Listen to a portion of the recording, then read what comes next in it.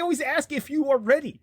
Are you That is included in the preparedness. Am I prepared to say something? No. Ready to record and prepared to say something are two different things. Being a podcast host is like being a parent. You know, nobody's ever ready. No, you make the best you can with what you got. It started out by a mistake that we made. You know, it's a night of passion. A whoopsie in a backseat. That's how you start most podcasts. Gentlemen, let's broaden our minds. Are they in the proper approach pattern for today? Negative. Hold the weapons! Now! Charge the lightning field!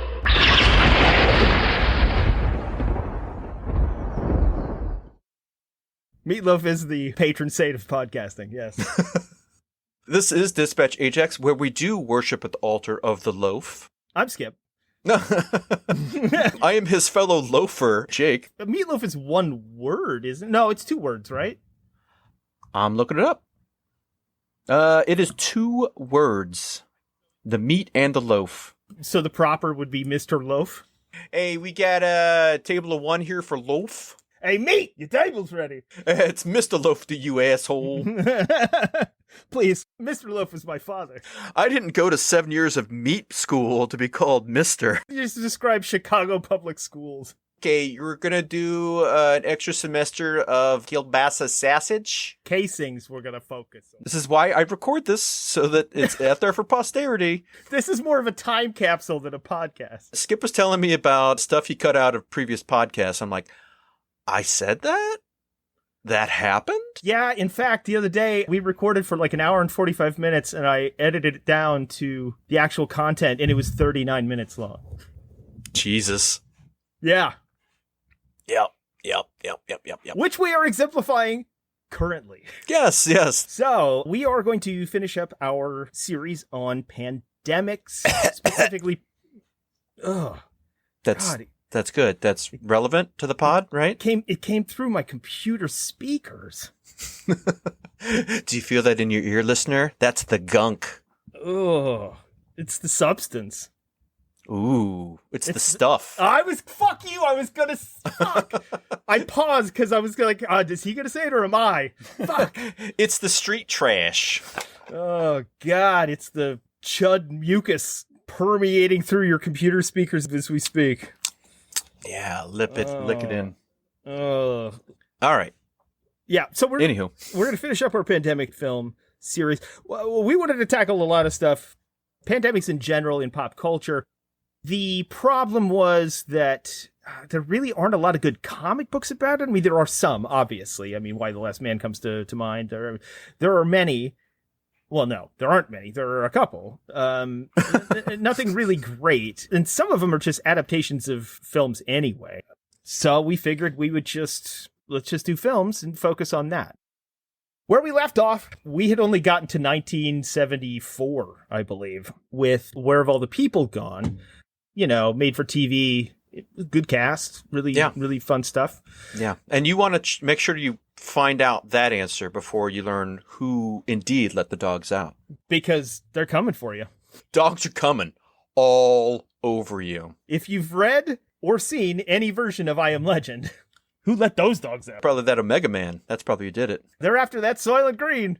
It's that sweet Soylent Greenies for their daily toothbrushing treat. You blew up my people factory, you damn dirty apes. I like how you were like right there on Bronson. You were like right at the edge of Bronson. Son, yes, you blew I up got my a little toe in factory. Bronson. I got a little toe in Heston. A little Breston for anybody. Preston. That sounds like a millennial name in their fucking stupid kid. You blew it up, you maniacs. Blammo. Every once in a while it pays off. We're going to recap some of the actual films. We talked about a lot of the structure, the meaning behind, the motivations behind a lot of pandemic films, why they appeal, their sort of socio-political impacts, yada, yada, yada, in the first episode. So now we're going to talk about, in the modern era, some of the films between 74 and today. Now, this is not in any way, shape, or form a complete list, because how could it be? I mean, this is an entire genre. so you're not going to get to everything. But these are some of the, if not highlights, at least different examples that show how varied and diverse this genre gets.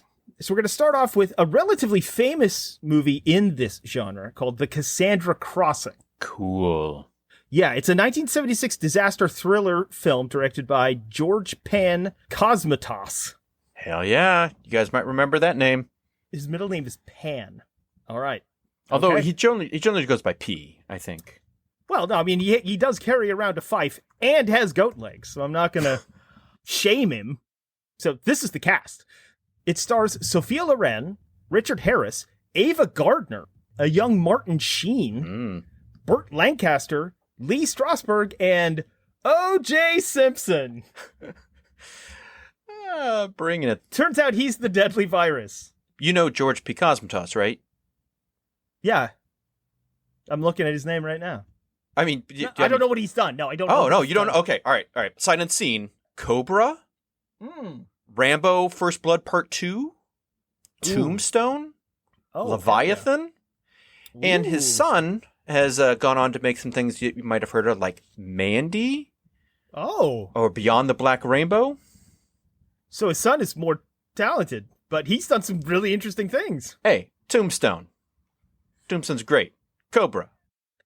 Aboard a European train, which is quickly hurtling toward a derelict arch bridge, likely to collapse because of its age and stuff they set up earlier in the movie. As things go on, they do a bunch of setup with these different characters. Martin Sheen is this young playboy dude with amazing suits, by the way. Just like I would wear them all in a heartbeat. These great polyester, wide-collared plaid shit. It's fucking amazing. So then we cut to the U.S. mission of the International Health Organization, where 3 terrorists blow up the building. 2 of them are shot, 1 mortally, then 1 escapes.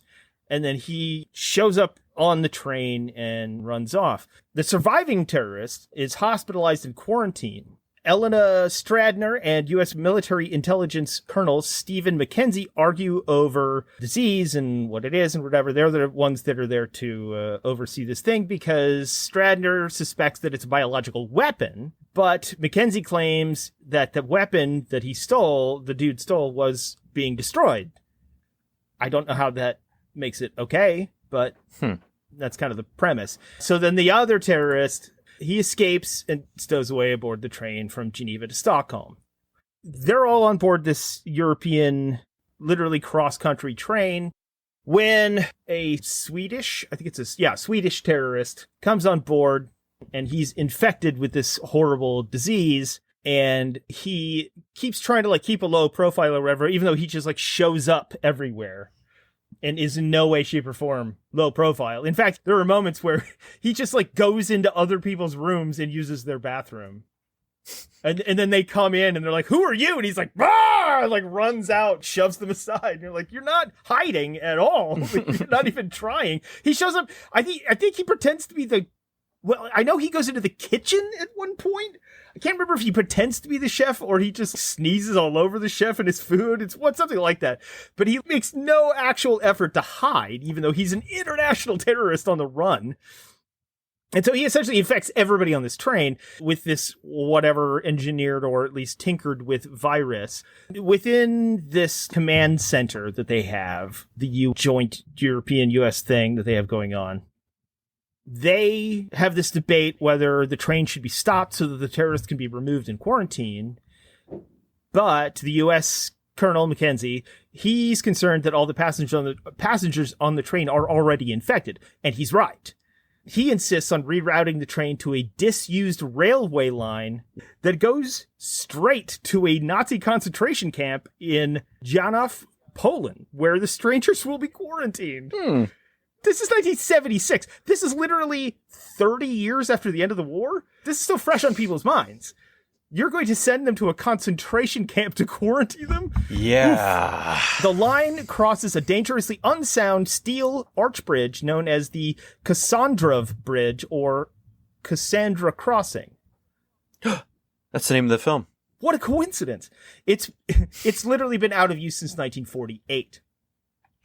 I don't want to give any spoilers away or whatever, how the movie unfolds or what have you. It is an interesting... I think it fits into that like 70s disaster movie genre things. Okay. But it's kind of a weird outlier because it's not Airport, it's not Towering Inferno or whatever.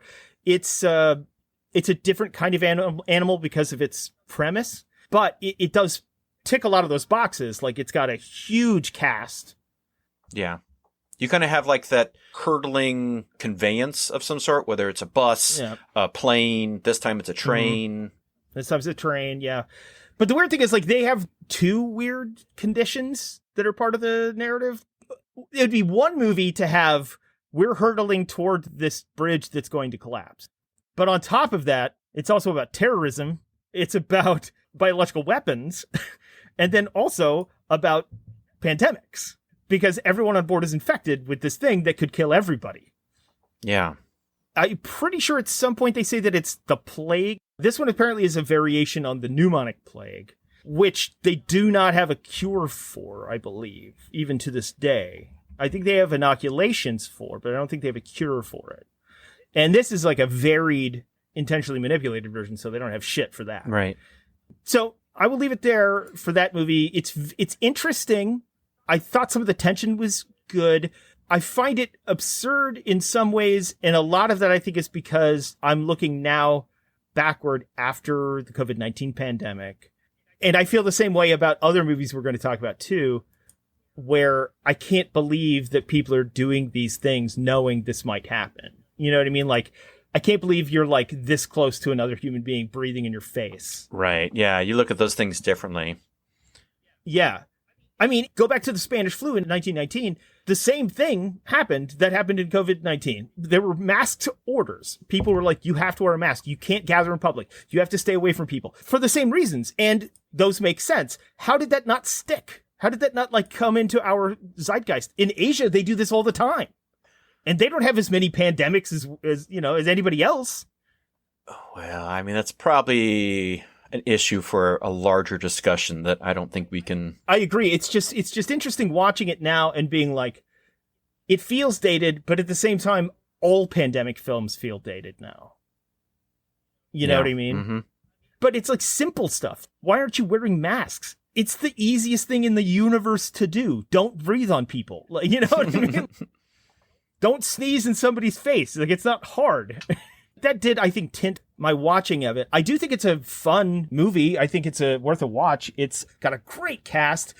You kind of hate almost all the characters, but they do a good job of ramping up tension at certain points. The only thing I think that I would say really drags the film down is the fact that they have too many points. But when you're watching it and before you know the ending, you're kind of like, so is it about the bridge? Is it about the disease? Is it about the terrorists? Like, what are you getting at? Just doing a little cursory research, I do think this might be one of the earliest examples of terrorists trying to steal a biological agent and use it as a weapon in movies. Yeah, I would say most likely, yeah. Biological warfare wasn't really a thing until, probably around this time. So this would have been relatively new. Yeah, and there was stuff in books before that, but I can't really find many movies that focused on utilizing a biological agent in a terrorist scenario. After World War II, they were outright banned by the Geneva Convention. Even research is illegal to this day. But, you know. Yeah, no. Also, O.J. Simpson's in this movie, so he's better than a lot of athletes turn actors. Mm-hmm. He does what he's supposed to do. You don't expect that much, though. No, but he is very charismatic as a person. Yeah, which why I think his Neudberg, character in the Naked Gun movies works so well. I think you just mashed up the Noid and Nordberg. But did I? Neudberg? Yes, you called him Neudberg, which is funny. Next on the list is El Año de Pesta. In English, it's The Year of the Plague. If only it could have been El Año del Pasto. Huh? Mm-hmm. Eh? No, move along. Mexicans are definitely well known for their pasta dishes. It is a Mexican film category. All right. Why not? Cut it out. I will decide what's cut out and what is not. I don't know. Please, why you make my pod so bad, damn you? Picture it, Mexico City, 1925. This is categorized as a thriller, drama, and science fiction film. It was filmed in 1978, released in 79. Apparently, the writer was a famous Colombian writer named Gabriel Garcia Marquez. It's an adapted screenplay, obviously, from the novel by Daniel Defoe, A Journal of the Plague Year, which was published in 1722. Yowza, that's a way back machine. So that's one of our, not the earliest, I think, in history, but one of the earliest examples. Just getting adapted in 1978. Yeah. So I think the oldest plague story is the Decameron, published in Italy in 1353. About a small group of people who flee Florence to escape the Black Death and spend 2 weeks telling each other stories to distract from the horrors around them, which is really kind of a lot of times what these films are about in a broader sense. It's crazy that this genre kind of brush off, I think, in the mainstream zeitgeist. It's one of the oldest genres of fictional drama. Mm-hmm. In this movie, a dreadful sickness is found in a Mexican town. A doctor tries to alert the authorities when he discovers its epidemic nature. No one listens to him, and soon the illness spreads. Common trope in these. The government then tries to manage the information in order to prevent terror. So it's not about managing the disease, but about the messaging. That doesn't sound like Trump, anybody? El Fauci. Our next one is called the Hamburg Syndrome, which in German is Die Hamburg Krankheit. Uh-huh. I'm pretty sure it's Krankheit. Yes. Boy, and this is going to date this, 1979 West German/French science fiction film by Peter Fleischmann, starring Helmut Greem, Fernando Arrabal, and Caroline Sizer. In this one, a deadly epidemic breaks out in Hamburg. Out of the blue, victims fall dead in the fetal position. In one scene, a doctor who autopsies the dead says, quote, 3 days ago, it was 12 bodies. The day before yesterday, it was 57, and now we don't have any more space. So when politicians and the military intervene, set up quarantine stations, and develop a vaccine, which carries high risks, and this is where we get into some weird territory today. Like, not that vaccines do carry high risk today, but people just are going to look at that and assume that.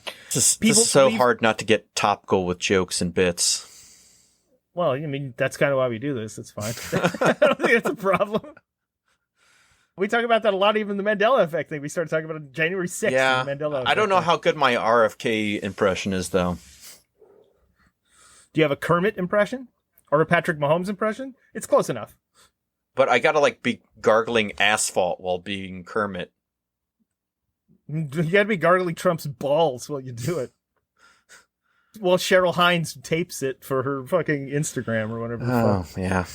Woof. So crazily, people leave their homes with face masks to go to the quarantine. Wow. What an insane response to a fucking global pandemic. Basically, that one is all about finding patient zero. It spreads around the world, and then, or at least Europe, and then they call it the Hamburg disease. And this one I put in there specifically because of the search for patient zero, the first known infected, which in epidemics and pandemics is usually like if a disease has jumped from, let's say, the animal community to the human community, who's the first person that exhibited these symptoms? Or a disease exists, but it's rare, and then there's one person who's a massive spreader of it. Often, well, that's real. No, I was just thinking, I was laughing zero. at a massive spreader. That's all. Oh, which is funny because one of the most anachronistic of these is the guy that spread AIDS everywhere, which isn't true. But there is this urban myth that like a the guy, airline pilot guy, the airline pilot, yeah, or he wasn't a pilot, he was a steward, not stewardess, yeah, a flight attendant, flight attendant, yeah, that he spread AIDS to a bunch of people around the world because he was gay and he fucked a bunch of dudes. None of that is true. Now that guy did exist and he did give AIDS to people, but that is in no way, shape, or form the reason for the outbreak of the AIDS epidemic, which people had forgotten was a real fucking crazy epidemic. Yeah. Because Reagan covered up all of it. Refused to even acknowledge it. Yeah. Hey. But it was real and it was awful. Yeah. Go watch And the Band Played On. Oh, yeah. Do that. Even watching, you know what? I've been rewatching Kids in the Hall. And how many episodes do they have about that? I mean, it's crazy. It's nuts how awful that epidemic was. And we didn't do shit. Intentionally. It would take years sometimes for people to die. But at that point, it was 100% fatal. And that's something we never talk about. Mostly because they kind of figured it out. Quietly. And didn't want to acknowledge it. Didn't even want to acknowledge that it happened. But, you know, unlike some of the other ones we're going to cover, where they actually do go out of the way to acknowledge that we figured it out and we fixed it. Which is, I think, one of the reasons that people don't understand the scope and the weight of pandemics today, because there are certain pandemics that we fixed. We figured it out. We cured it. We did the thing. And so when the world doesn't collapse, they're like, well, then it couldn't have been that bad. And we're like, no, if you didn't die, if there wasn't a giant pandemic, then we did the right thing. We did what we were supposed to do. People didn't understand that during COVID-19, as it turns out. There's a movie called Virus. It's a Japanese movie known in Japan as Fukatsu no Hai, or Day of Resurrection. It's from 1980. It's a post-apocalyptic science fiction film directed by Kinji Fukasaku, based on Sakyo Komatsu's 1964 novel of the same name.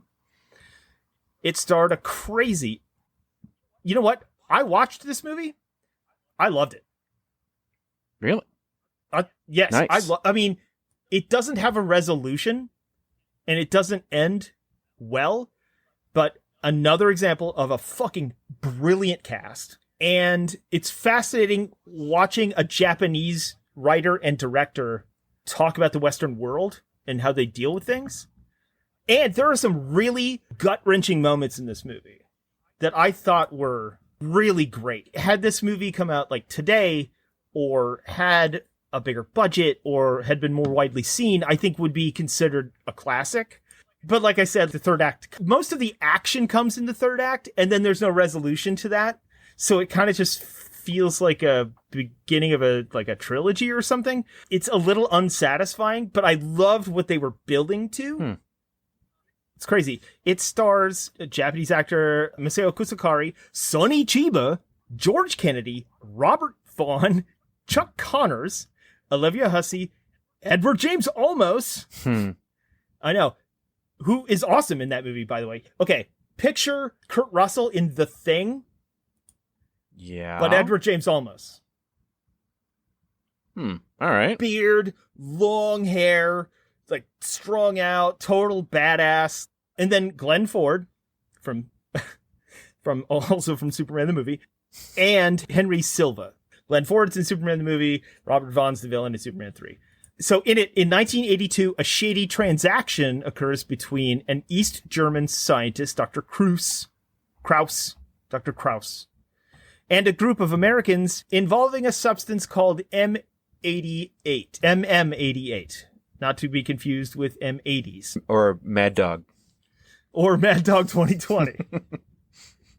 This is a deadly virus bioengineered, of course, by the United States. Created by East Germany.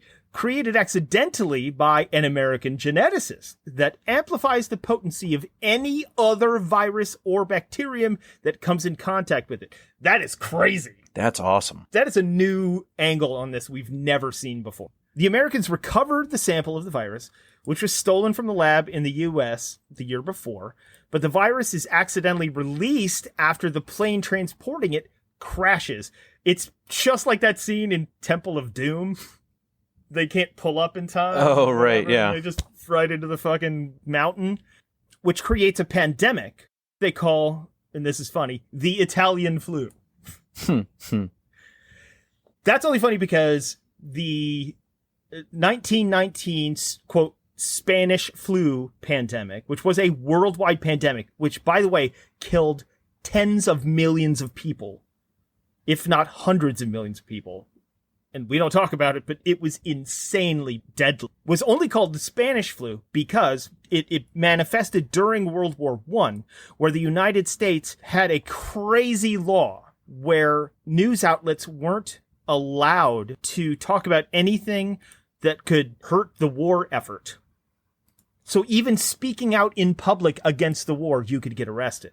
So when all of these troops were getting infected with this disease and dying, the U.S. news and the entire press apparatus was banned from even talking about it. One of the only countries that wasn't under this sort of gag order or a similar one was was Spain, and they were the first to put out papers that documented this disease. Turns out it came from America, I think originally in Kansas. But we called it the Spanish flu because that was where we learned where it came from, or we learned that it existed. Horribly fascistic that we did all of that, but that's where we are. And that doesn't sound like us at all. No, not at all. Freedom cabbage. Within 7 months, virtually all the world's population is dead. However, the virus is inactive at temperatures below 10 degrees Celsius. And the polar winter has spared this elite group. It's very Crichton at this point. This elite group of people, 855 men and 8 women, stationed in Antarctica. So then they have this whole thing where this British nuclear submarine joins the scientists after sinking a Soviet submarine. So this scene is actually really good because the Soviets come in and they're like, we need refuge, please. We know you're the only people left. And there's a British sub that's like patrolling to make sure nobody comes in. And they go in this long, protracted negotiation with the Soviet submarine. And they're just people. They're just survivors. And they're like, we just need someplace to go. We're running out of fuel. We're running food. We're out. We need medicine. We need medical care. And this group of people who are representatives from all around the world are like, do we let them in? And they ultimately decide they can't because they realize that some of the people on board the submarine are infected. And so the desperate Soviet submarine, who isn't aggressive or like violent, they want to live, tries to make it through their barricades or whatever. And so the British submarine sinks them, kills them all. It brings up all sorts of really interesting questions. That's how they deal with the drama, the pathos of the virus part. There were a lot of these things that came out of the Soviet Union in the 70s and 80s. I mean, I don't want to speak out of turn because I don't know as much, and it's hard to know as much the mindset of the Soviet people at that time, especially Soviet sci-fi writers, because a lot of their stuff was censored. Like, you couldn't even see it in the U.S., even though they were some of the biggest pioneers of filmmaking in general throughout history. Look up Soy Cuba, fascinating film. Mm-hmm. So in the Soviet Union, they did a lot of these bioengineered pandemic movies. And I think a lot of it was, if I had to guess, and looking through context and stuff that I've read, it seems like that was more their fear. We were worried about nuclear exchange with Soviet Union. They seem to be more worried about this kind of thing. And I think a lot of that comes from World War II, when they were occupied. A lot of their major cities were felled by the Nazis. And during that period, there was rampant starvation and disease and these things that they had no control over. It's kind of like with the British in the Blitz. In their mindset about how to deal with disasters or emergencies is different than ours, because we weren't bombed. We weren't attacked on the mainland. The British were. And there's a good sci-fi British movie about that. Await Further Instructions. Is that what it's called? It sounds right. I think it's an interesting look at the British mindset. Okay. During an emergency. That's why I would watch. I feel like the Soviets had that thing too. So there are tons of Soviet. So then you have in 1985, Warning Sign, an American science fiction horror film directed by Hal Barwood and starring Sam Waterston. Cool. Catherine Quinlan, again. Yaphet Kotto. Hell yeah. Jeffrey DeMunn and Richard Dysart. In that one, a secret military laboratory operating under the guise of a pesticide manufacturer. You know what? I've seen this one too. There's an outbreak of a virulent bacteria. During routine work, a sealed tube is broken, releasing the secret biological weapon. Detecting the release of the weapon, essentially it's the beginning part of Resident Evil. It's a lab and they accidentally drop a vial and somebody's biosuit is torn and then it all kind of like spirals downhill. They're in the middle of nowhere and they have to like figure out how to address the emergency situation and how to like get people out that are still uninfected and shit like that. It's kind of a bottle movie, you know, like it only takes place in a couple of locations and shots, and it's almost the same premise as like a hostage negotiation type movie. Okay. Where you have the outside communicating with them, trying to figure out how to get them in and out. There's that one. Then we go to Pandemic, a 1987 Danish experimental medical dark comedy horror. Okay. The only reason I put this in here because it's Lars von Trier. I have not seen that. Apparently he did what they call it the Europa trilogy. Element of Crime, Europa, and this. Basically, it's a meta comedy. It's literally about the two of them trying to write a movie. Gotcha. It's sort of like Lars von Trier's Synecdoche, New York. Except it has Udo Kier. It's got Udo Kier. My shoulders are shrugging. Oh, come on. We both love Udo Kier. No, Udo's fine. I just, I don't know if just Udo's bringing me to the table. Especially for Lars von Trier. If you're going to be like super ambitious and make a meta movie and nobody talks about it, probably not that good. You know? Yeah. But this was 87, so... And it's Danish, so it wouldn't have gotten a lot of release here, I'm sure. But now, if you put some frosting on it, maybe a little, mayonnaise. Cherry jam filling, then... It just seems like jerking off. Right. And then there's another Soviet drama from 1988 called A Step, directed by Alexander Mita. It's set in 1959 Japan, where a grieving mother defies bureaucratic barriers and journeys to the Soviet Union to secure a life-saving polio vaccine, determined to protect her child and countless others amidst a devastating pandemic. Now, this is a propaganda film. I mean, you just can't get around it. Even if it's not consciously one is, but that's all America ever makes too, so I'm not going to judge anybody for that. But it is one of those ones that goes out of its way to herald and hail the benefits of vaccines, especially one of the greatest achievements of humankind ever, the polio vaccine. So, it's just another step in the Soviets made a lot of really good movies about this stuff that we never talk about. Right. Okay, so now we're going to enter the modern era. So we're out of the 70s and 80s. Now we're going to get into we're the done 90s. with the Silver Age and the Golden Age. We're in the Bronze Age now, baby. So now we're into the modern era, and this is where we get into a really interesting phase in virus, pandemic, epidemic movies. And I think this is where the genre kind of splits off a little bit into a new subgenre.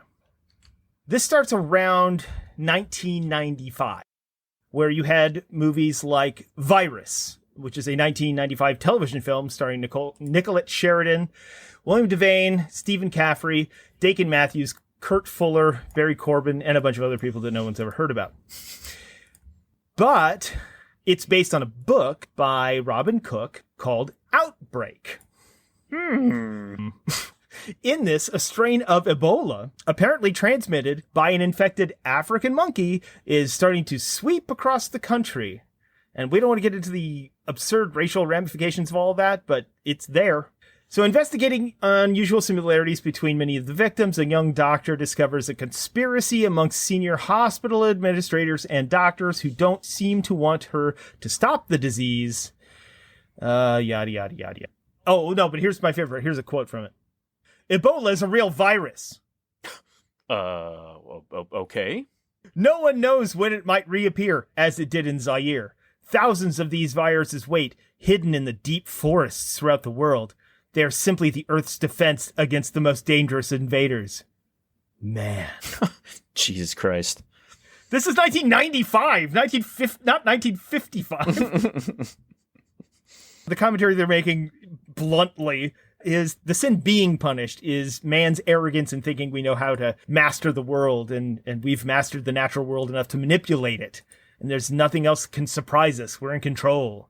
And if people don't remember the Ebola virus, it was a big fucking deal.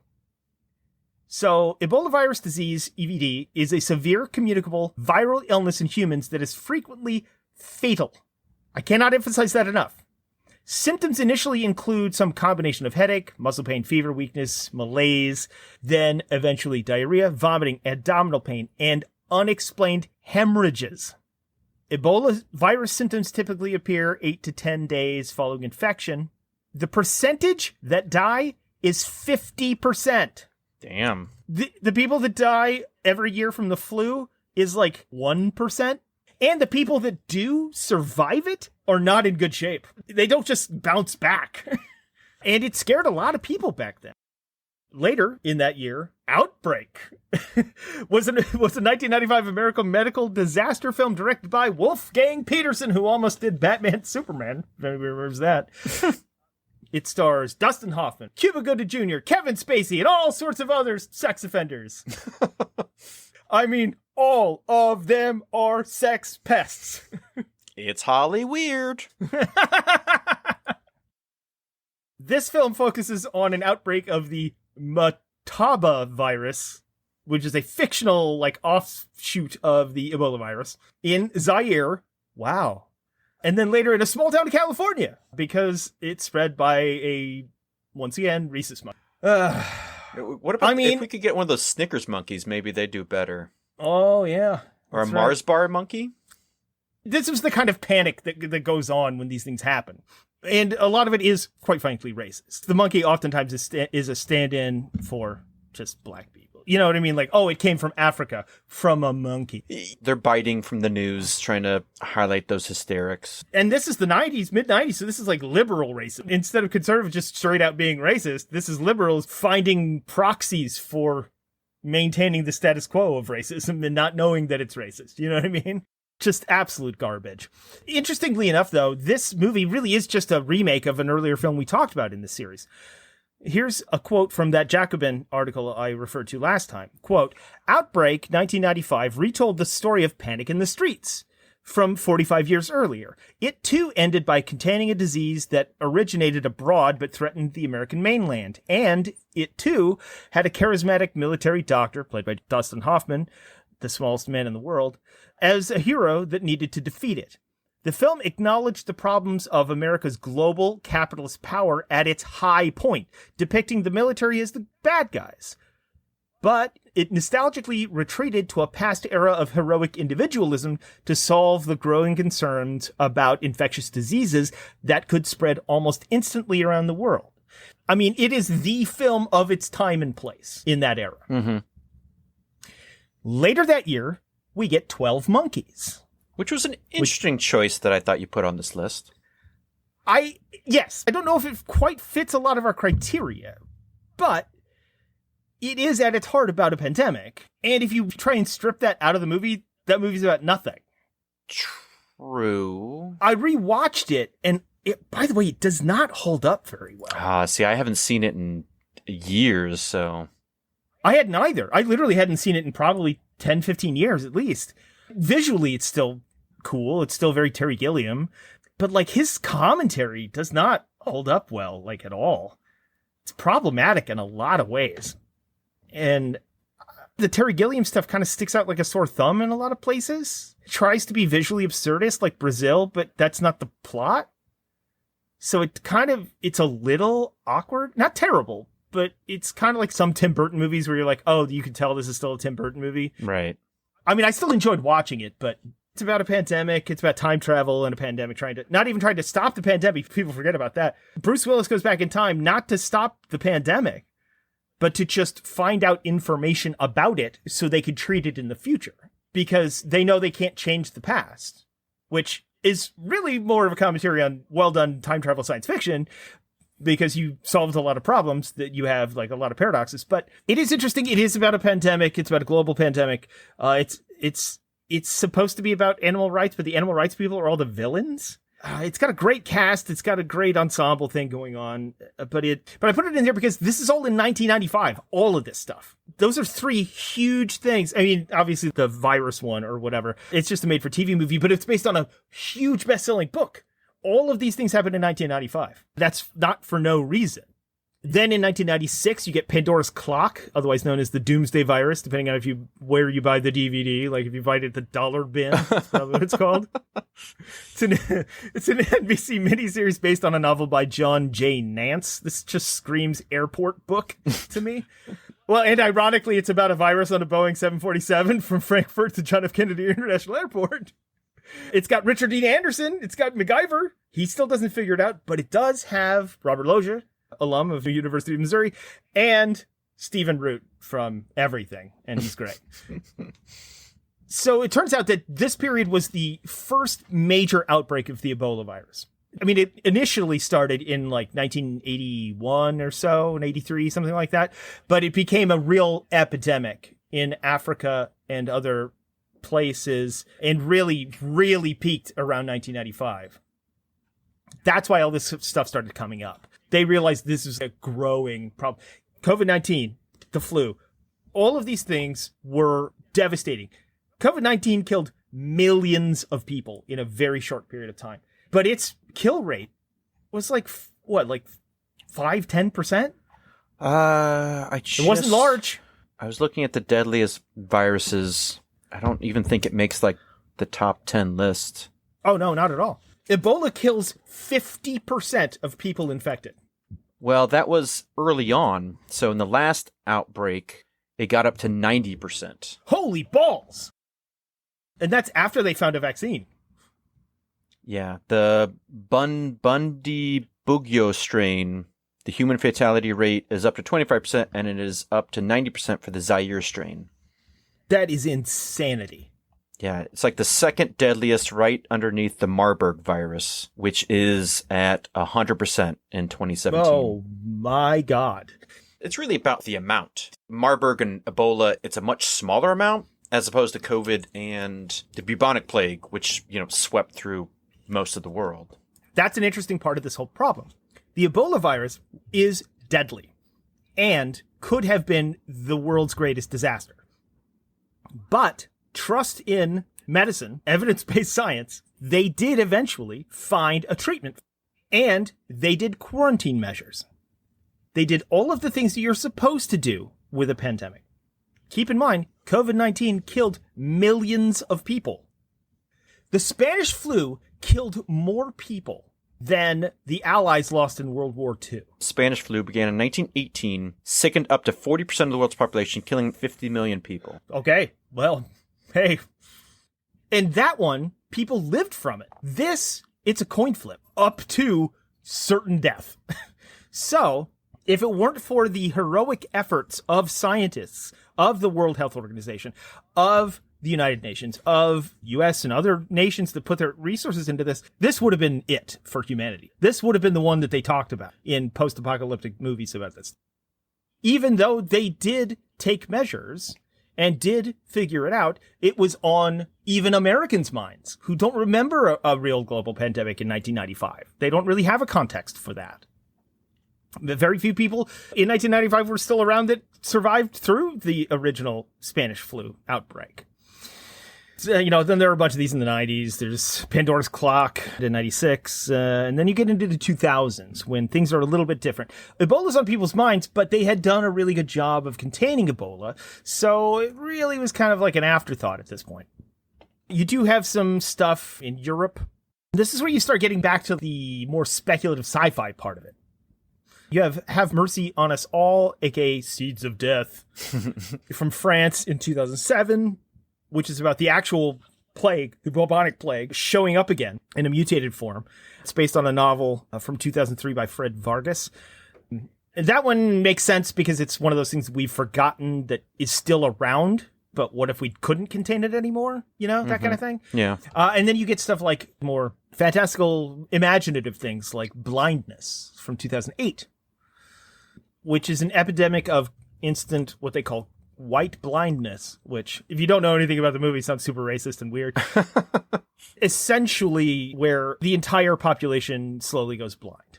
They tried to make that into a post-apocalyptic Apple TV show with Dave Bautista and Jason Momoa.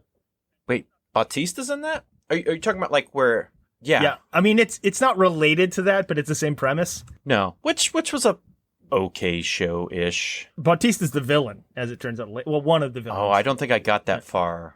I watched it for the same reasons we watch all of those kinds of shows, but it was just like one of those weird reaches by Apple TV where they were just like, let's throw everything at the wall and see what happens. Oh, they were trying, you know. You got a little Game of Thrones-y stuff with Jason Momoa, and it's kind of post-apocalyptic barbarian stuff. And you got the blindness angle, so that's a interesting conceptual conceit, at least. That's something that's kind of used a little bit with Bird Box later, you know, which I didn't include in this because that's a completely different type of thing. Especially if you watch Bird Box Barcelona, which ruins Bird Box completely. Wait, so they made a sequel?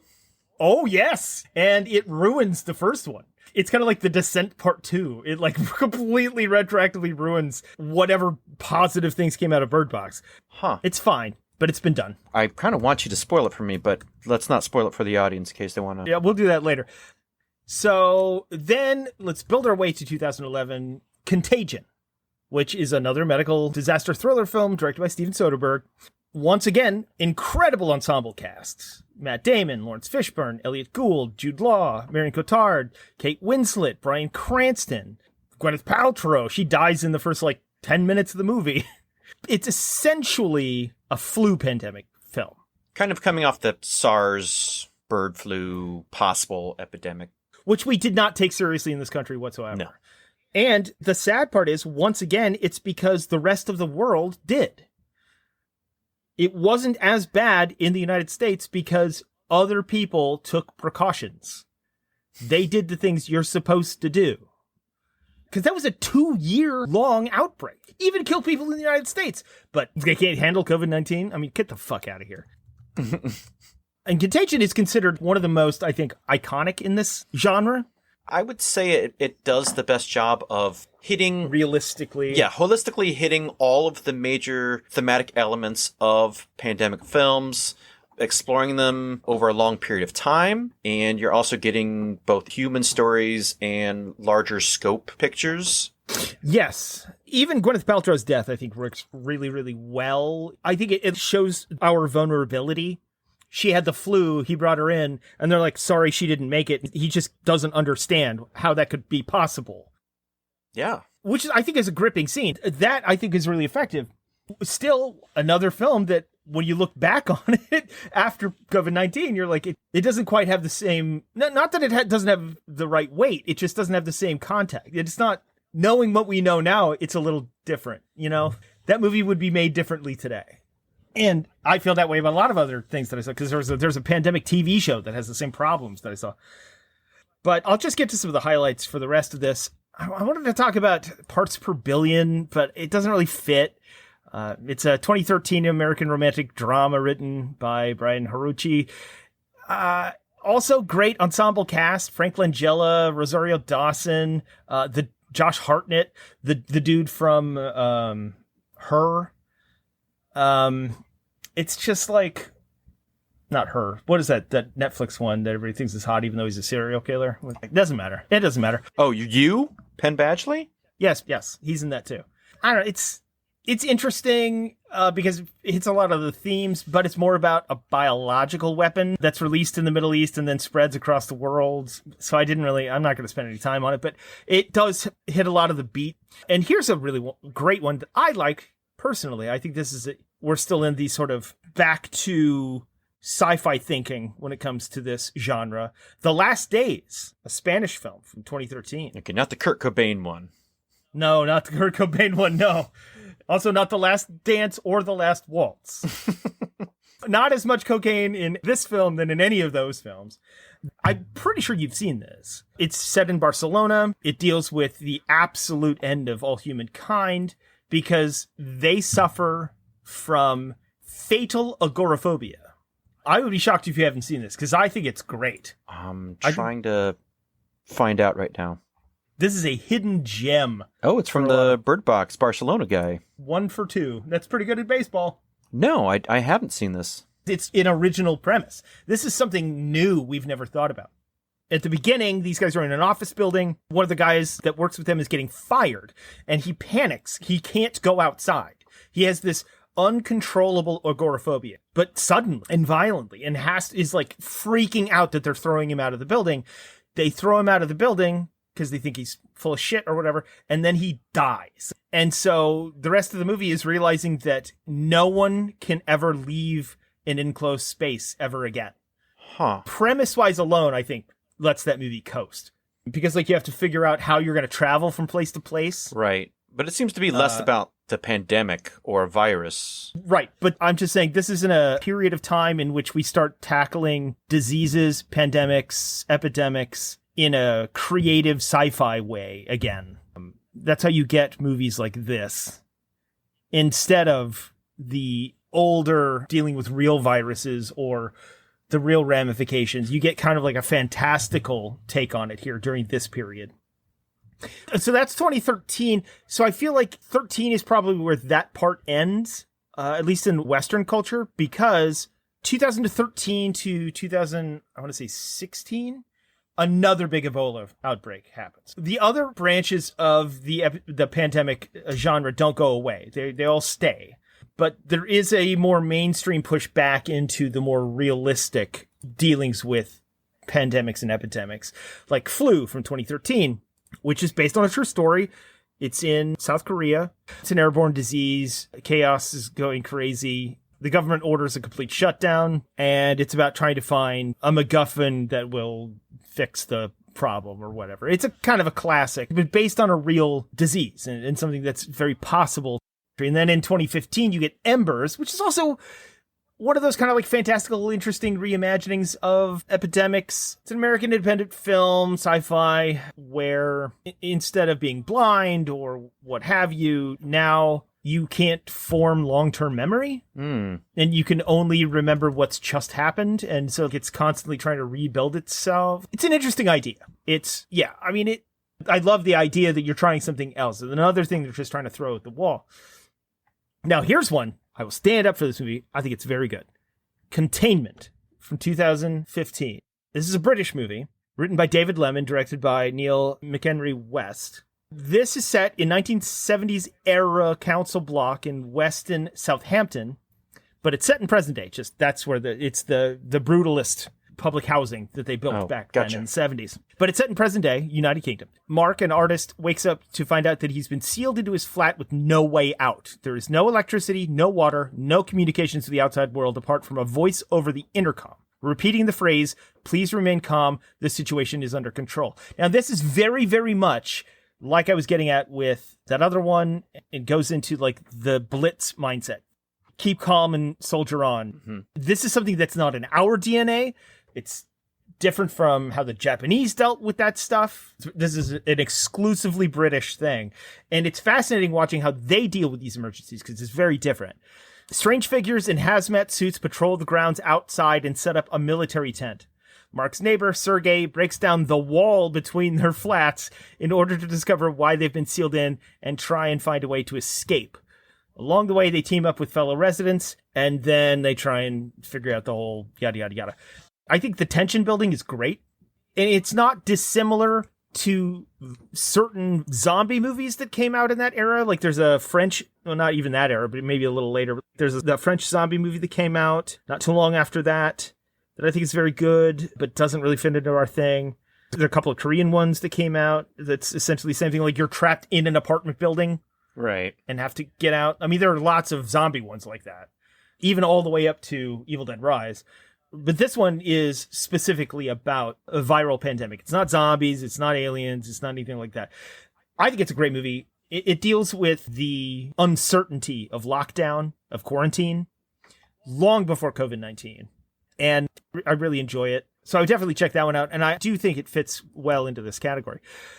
93 Days is a 2016 Nigerian drama thriller that recounts the 2014 Ebola outbreak in Nigeria, that second huge wave that killed a fuck ton of people, and how they successfully contained the virus due to health workers at Lagos Hospital. This one's great because it is a true story about real heroes doing real work. They actually contained the most deadly strain of Ebola that we talked about earlier. They did it. No one talks about them. No one knows this even happened, especially in America. This is huge. These people should have fucking statues made of them. The movie itself, I think this is funny, stars Danny Glover, okay? Mm-hmm. And then two guys named Bimbo.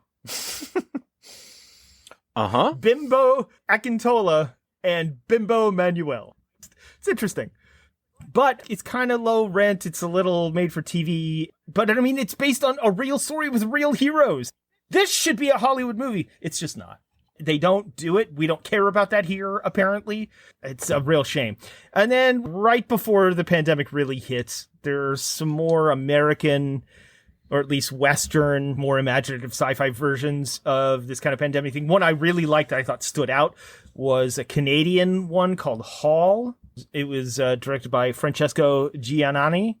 Two women, each dealing with unhappy marriages, find themselves trapped in a hotel hallway as a deadly airborne virus ravages the hotel clientele and the outside world. It really slows things down in the craziest way possible. The entire thing it's literally just an airborne illness that kills everybody, kind of like Ebola. But the major action comes from whatever characters that survive, literally trying to get from their door in the hotel to like the elevator. That's the entire film. Them trying to drag themselves down the hallway as all these people are dying. Jeez. It is bleak. It is dour, but I think it's ambitious. Oh, okay, they're trying something different. I don't know that it's great, but it is really, really different. And it's, for that reason, I'd give it a watch. So we're dealing with these things all the way up to now. We've got tons of stuff coming out still. Some of it is the more fantastical sci-fi stuff. Some of it is the more traditional stuff. A lot of it still tries to deal with zombies or whatever. Some of it's just red-pilled idiots or black-pilled idiots doing COVID-19 stuff. It's gotten way worse now because of where we are. But can you imagine if something like Ebola got out like COVID-19 did? All those anti-mask idiots.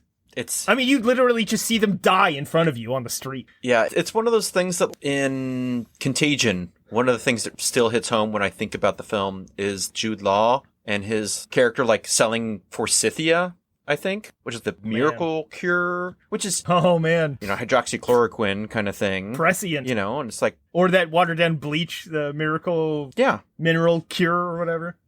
Yeah, or they're ingesting silver, or methylene blue is the most recent kind of BS.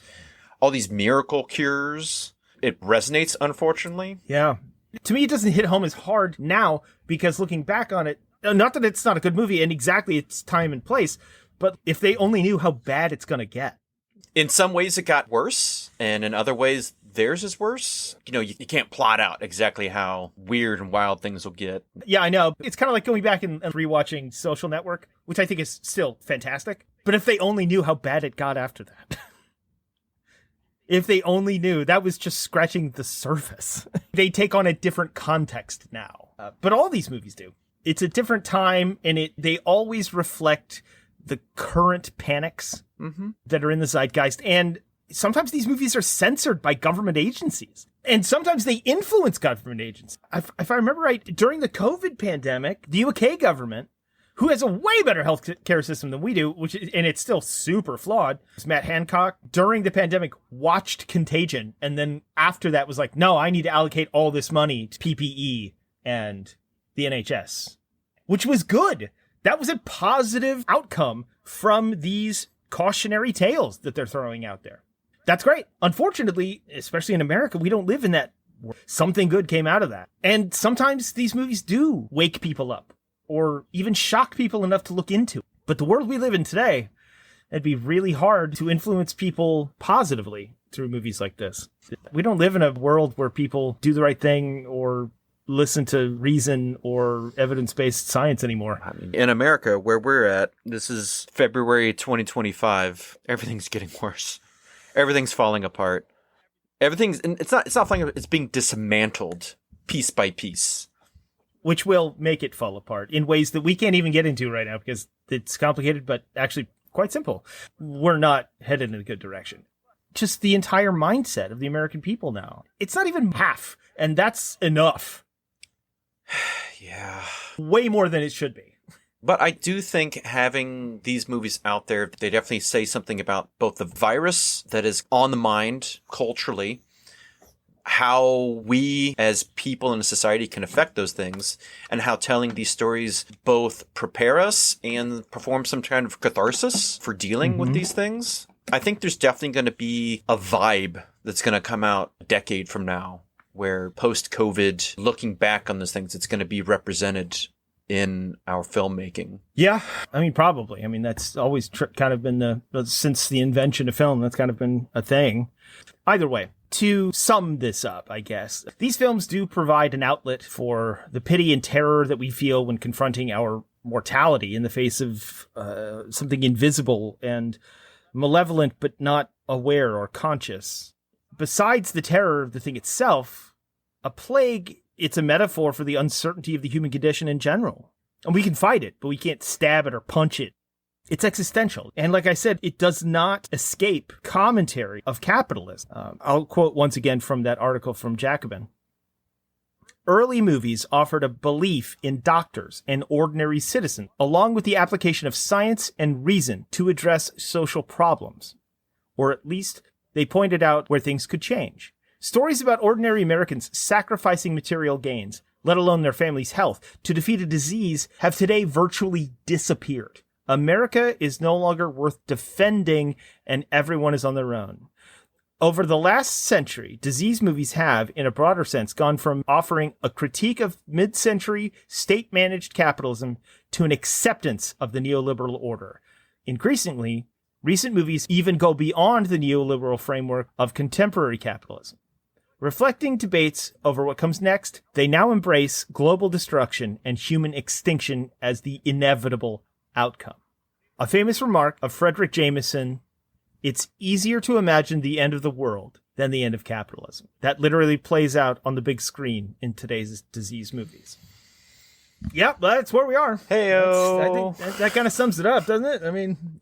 Yeah. And we talked mostly about just the actual movies themselves and not necessarily the socio-political, economic ramifications of that, but that's why those things exist. Even if you want to factor in zombie movies, things like that, it was rife with social commentary. All of these things play on our basest fears, but also they serve as mirrors held up to society and how we would deal with things in the face of tragedy. We're not doing very well with all that, but that's why whatever the next giant pandemic will probably kill way more people than COVID-19 ever even dreamed of. And don't forget, it killed millions of people. Good stuff. But hopefully we can learn something from movies and approach things differently. Maybe that's just a little bit of optimism this last fleeting moment before the bug gets us all. But that's all we got. That's all we got. And that's all we got for you about pandemic movies. We hope you guys have enjoyed, learned a little something, maybe given you some choice recommendations. If you guys wouldn't mind sharing, subscribing, we will have other intense debates and looks at socio-political, everything about geek culture. And sometimes we're just going to talk about farts in comic books. It kind of vacillates. You never know what you're going to hear from us, but it's always something cool, and we guys hope you like it, enjoy, and spread it around. Like a virus? Like a virus. If you wouldn't mind... shit. Nothing. I'm sorry. Did I derail you? If you wouldn't mind giving us 5 crossings over the Cassandra... No, it's not. Dying Gwyneth Paltrow. I was going to do something like R Knots, but that didn't really work. 5 Andromeda strains? I don't know. Yeah, I don't know. That's a tough one. That's a really tough one. It's a tough one. There's nothing really funny or fun. 5 last men on Earth. I got it. 5 plague-ridden zombie monkeys. Oh, okay. Hey, it's going to kill you, but at least it's a monkey. That's something. They're infected. With what? Rage. Aren't we all? If you wouldn't mind leaving us those monkeys on the podcast app of your choice, ideally Apple 12. Podcasts. How about 12? 12 of them. I don't think it goes beyond 5, but if you can add some more, by all means, work your... Please do. your computer wizardry and boost us up those charts. 5 Monkeys was not as popular a film, as it turns out. 5 Monkeys got less than half the audience of 12 Monkeys. It did. It did not screen well. It did scream well. That is one thing it did. Well, again, not as good as 12 Monkeys. You put all of these monkeys in a barrel. Eventually, they're going to write Shakespeare. Eventually. But until that day, stop back and check out Dispatch Ajax. We will have something new for you coming down the pike. But until those monkeys crank out Hamlet. Taming of the... Oh, man, nothing's really... Fuck. Taming of the Flu. How about that? Taming of the Flu. Nice job. Topical. Yes, well, until that point, like you said, you should make sure that you have paid your tabs, paid your KJs, your bartenders, your waitstaff, your podcasters. Don't forget to support your local comic shops and retailers. And from Dispatch Ajax, we would like to say Godspeed, fair wizards. It's Jesus Christ. Get your Jesus Christ shots. Please, go away.